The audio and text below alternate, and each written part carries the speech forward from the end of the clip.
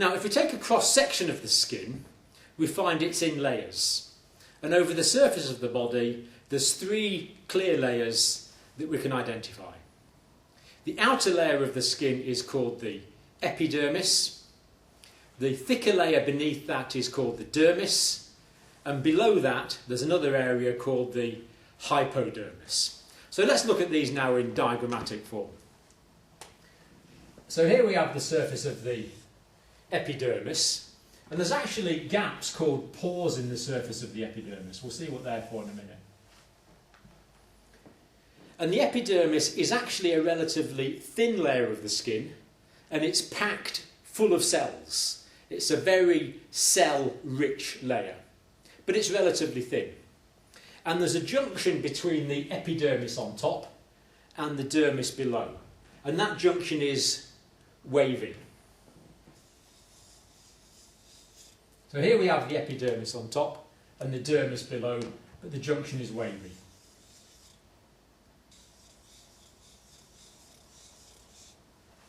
So epidermis on top.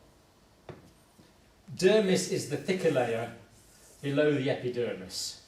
So here, on this diagram, this area here is going to be the dermis. This area here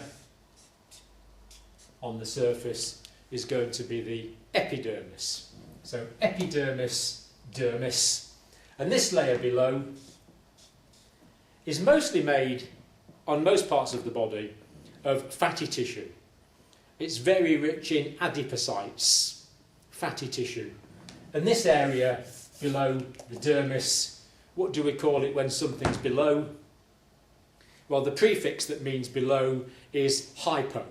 So we can call this the hypodermis. The hypodermis. Now, the reason that there's pores is that the structures go down into the lower parts of the skin from the surface. And this structure here, for example, is called a hair follicle. So hairs are all over the surface of the body. Sometimes they're long, like on your head or in a man's beard. Sometimes they're smaller, like on the back of your hand. But there's actually hairs covering most of the surface of the body. And hairs grow out of hair follicles. The follicle is this hole that goes down into the dermis, the hair follicle. And the hair itself will start growing at the bottom of this, and it will grow up out of the hair follicle like this. So here's the hair sticking out here, growing out of the hair follicle. And the other pore, types of pores, holes in the epidermis, the top layer. What we have here is a gland that produces and secretes sweat. And what we have is a sweat gland duct. These are ducted glands. And it goes down to a glandular portion down here, which is basically a coiled tube. So the sweat is produced in this glandular area here and comes up in this duct onto the surface of the body. So projecting down from the surface, through the epidermal layer, down into the dermis, we have these deeper dermal structures. And as well as that, there's other structures in the dermis. For example, is it fairly obvious that you're going to need a blood supply? So there's going to be arterioles, giving rise to groups of capillaries. When the blood has gone through the capillaries, it's going to drain in a venule. So the blood will drain from a venule. So oxygenated blood is going to enter via an arteriole, go through the capillaries and drain in a venule. So there is a blood supply in the dermis. But interestingly, there is no blood supply in the epidermis. And yet the epidermis is made up of living cells, at least the lower parts are. So on the bottom of the epidermis we've got a layer of cells where there's mitosis going on, forming new cells.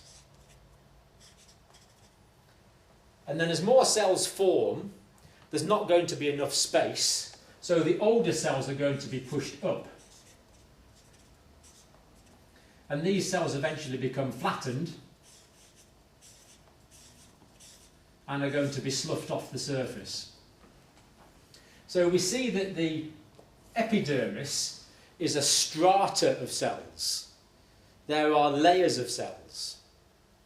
And this is important because the epidermis is exposed to all of the rough and tumble at the surface of the body. It needs to be quite thick, so it needs to be strong. It's what you call a stratified epithelium. Stratified means in layers, in strata.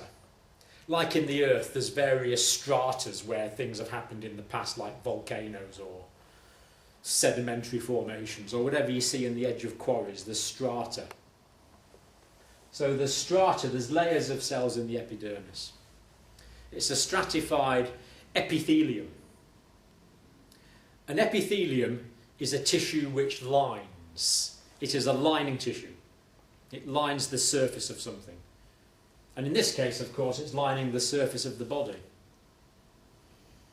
And it's also rich in keratin. Now, keratin is the hard, horny material. For example, your fingernails are mostly keratin. And the surface of the skin is mostly keratin. So it's a keratinized, stratified epithelium. And actually, by the time the cells get to the surface of the epidermis, they're going to be fairly flattened like this. What do we call a cell which is flat? A flattened shaped cell? Well, a flat cell we call a squamous cell. So putting that together, we see that the epidermis is a keratinized, stratified, squamous epithelial layer. And there's living cells in the lower half of the epidermis. And yet we've just said that the epidermis doesn't have a blood supply. So how can there be living cells if there's no blood supply? Well, the answer is there's a good blood supply in the dermis below. Tissue fluid is formed in these capillaries. And the tissue fluid bathes the lower part of the epidermis. And through this tissue fluid, oxygen can go to the living cells. Nutrients like glucose and amino acids can go through to the living cells. Waste products like carbon dioxide can go from the living cells of the epidermis back into the tissue fluids of the dermis. And normally an epithelium is on a basement membrane. So we could call this a basement membrane. But in actual fact, this basement membrane between the dermis and the epidermis is actually incomplete. If you look at it under an electron microscope, there's gaps in it. Why do you think there might be gaps in it? Why not have a complete basement membrane for the epithelial layer, which is the epidermis? Well, we've said it hasn't got a blood supply. So if there's gaps in it, that's going to make it all the easier for oxygen and nutrients to diffuse through to the living cells. It's going to make it all the easier for carbon dioxide and other waste products to diffuse from the epidermis back into the dermis. So what we can call this bit here, not so much a basement membrane, but we call it a basement membrane zone. Yes, there is some basement membrane there, but there's other areas where there's not so much basement membrane. It's a basement membrane zone. So the dermis has an active blood supply. The epidermis is just nourished from the tissue fluids of the dermis. And also, there are various nerve receptors in the dermis. For example, there's branched receptors throughout the dermis, and these receptors are sensitive to pain. What do we call the nerve receptors that are sensitive to pain? Well, the nerve receptors that are sensitive to pain are called nociceptors. So these are nociceptors here. This is why the dermis is sensitive to pain. As you know, if you've ever had a burn or a graze, it hurts because it stimulates the pain receptors, the nociceptors of the dermis. And also in the dermis there's going to be other types of receptors. For example, there's going to be temperature receptors. Some detect hot, some detect cold. And then deeper down in the dermis there's going to be larger receptors, and these detect pressure. So we can be aware of pain, we can be aware of temperature, we can be aware of pressure, and the skin is also aware of light touch. So there's touch receptors, smaller receptors, nearer the surface of the dermis, but also there's some touch receptors actually in the very bottom layer of the epidermis. But apart from this, the epidermis contains no nerve fibres. The epidermis itself is not sensitive to pain. That all comes from the dermis below. And we notice that the line between the epidermis and the dermis is wavy. Let's think about why that might be. Well, here I've got two surfaces. Now let's suppose that this envelope represents the dermis and this represents the epidermis. Now, because these surfaces are flat, there's not much surface area between the two, and it's quite easy for one to simply slide off the other. But we don't want that. We don't want the epidermis to become disconnected from the dermis, because that will give us blisters. These would fill up with fluid and cause pain, damaging the epidermis, letting infection in. So it's more like some egg boxes, really. So you can see that there's projections of the dermis go up into the epidermis, a bit like this egg box here, with these projections. And then the epidermis would be this layer here, where it fits in like that. So now these two layers are fitted together. There's a large surface area between these two layers. So that means it's very hard for the epidermis to be sheared off from the dermis, making blistering much less likely to occur. And it also increases the surface area between the dermis and the epidermis to allow oxygenation and nutrition of the epidermis itself. Now, I've drawn the epidermis here as being on the surface, and that's true. There are epidermal cells lining the surface of the body. But the epidermis is not a two-dimensional layer. The epidermis is actually a three-dimensional layer. Because what the epidermis does is it dips down into the pores of the skin. So actually, what's happening here is that the surface layer, the epidermis, just colouring in there so we can see it. This is the epidermis. This actually goes right down into the lower layers of the skin. And indeed it goes right down, sometimes below the bottom of the skin, into the hypodermis. So epidermal cells are actually folding right down into the hair follicles. And likewise on the sweat glands. epidermal cells are lining the sweat glands. At least the sweat gland ducts are lined by epidermis. So the epidermis is not flat, it's dipping down into the deep structures of the dermis, even dipping down into the hypodermis. And this is very important because, of course, the skin can become injured. There can be an abrasion where we scrape some off, or there can be a burn where some of the surface area of the skin is killed.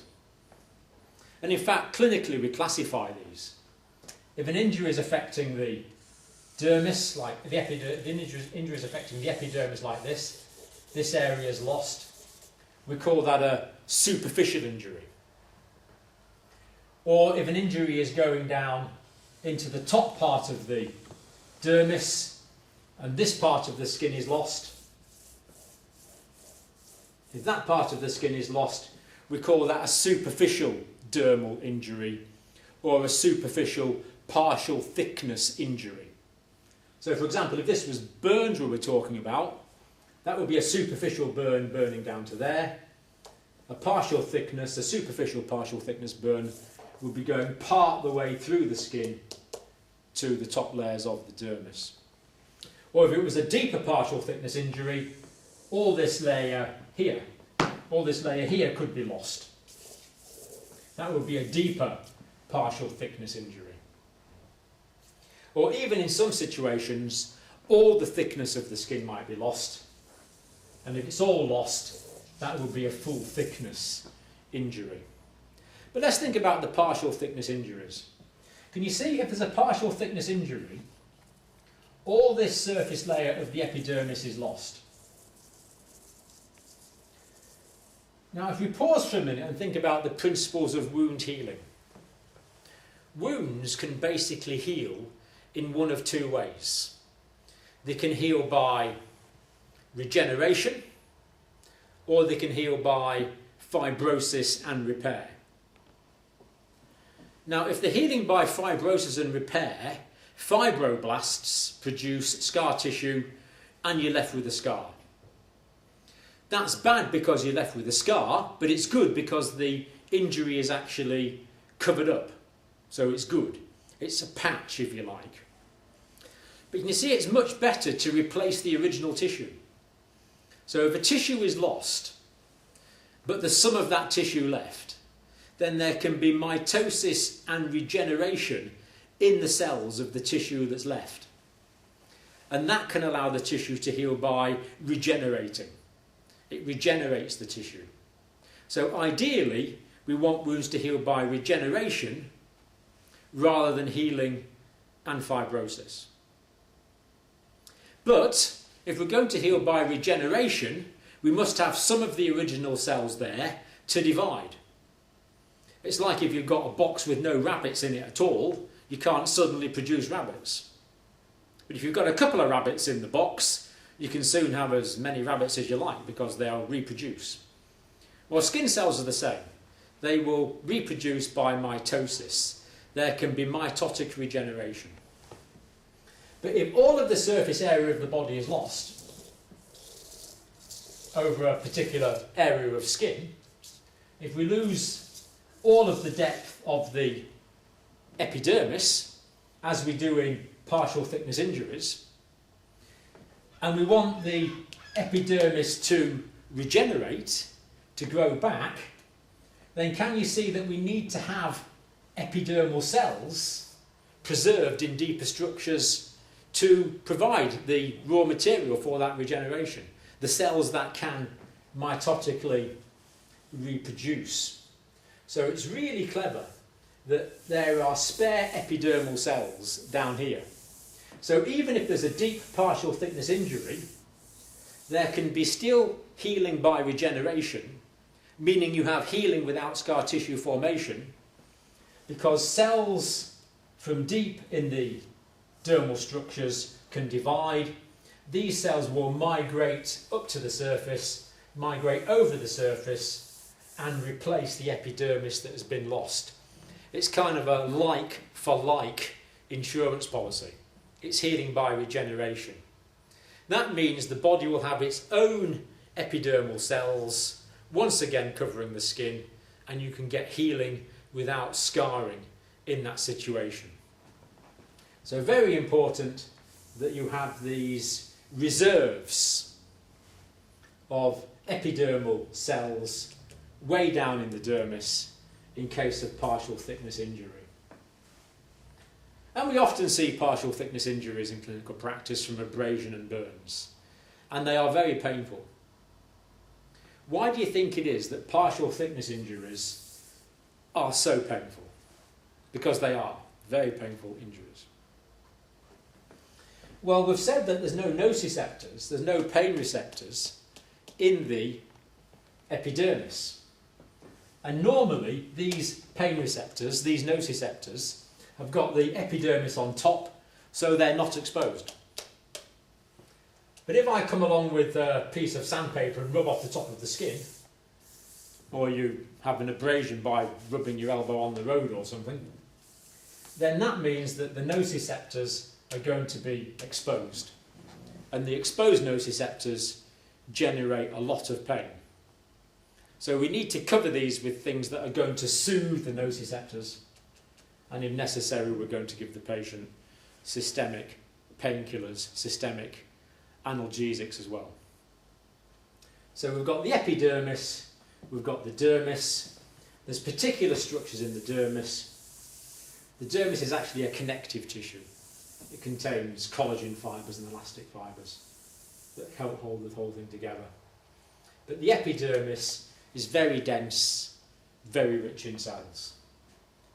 So they're the three layers, the epidermis, the dermis, and below that, the hypodermis.